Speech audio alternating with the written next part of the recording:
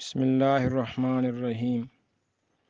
مسند احمد میں حضرت ابو ہریرہ رضی اللہ عنہ سے روایت ہے کہ رسول اللہ صلی اللہ علیہ وسلم نے ارشاد فرمایا، جب کوئی شخص گناہ کرتا ہے پھر اللہ کے سامنے حاضر ہو کر کہتا ہے کہ پروردگار، مجھ سے گناہ ہو گیا، تو معاف فرما، رب اغفر لی ذنوبی، یا اللہ میرے گناہوں کو معاف فرما، تو اللہ تعالیٰ فرماتے ہیں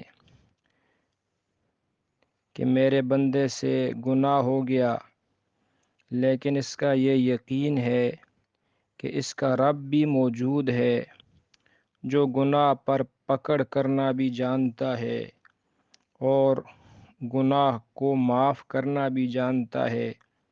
اے فرشتوں، میں نے اپنے بندے کو معاف کر دیا۔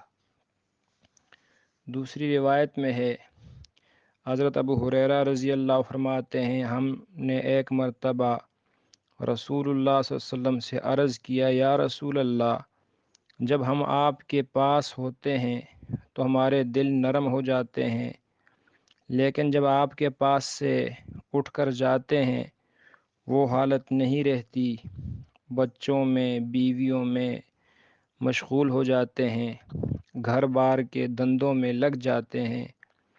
آپ صلی اللہ علیہ وسلم نے ارشاد فرمایا، سنو، جو کیفیت تمہارے دلوں کی میرے سامنے ہوتی ہے، اگر یہی کیفیت ہر وقت رہتی تو پھر فرشتے تم سے مصافحہ کرتے اور تمہاری ملاقات کو تمہارے گھروں پر آتے۔ سنو، اگر تم گناہ نہ کرو تو اللہ تعالیٰ یہاں سے تمہیں ہٹا دے گا اور دوسری قوم کو اللہ لے آئے گا جو گناہ کریں گے لیکن پھر توبہ کریں گے، بخشش مانگیں گے اور اللہ تعالیٰ انہیں بخش دے گا۔ صحابہ کہتے ہیں، ہم نے پوچھا، یا رسول اللہ، جنت کی تعمیر کیا ہے؟ یعنی جنت کس سے بنی ہے؟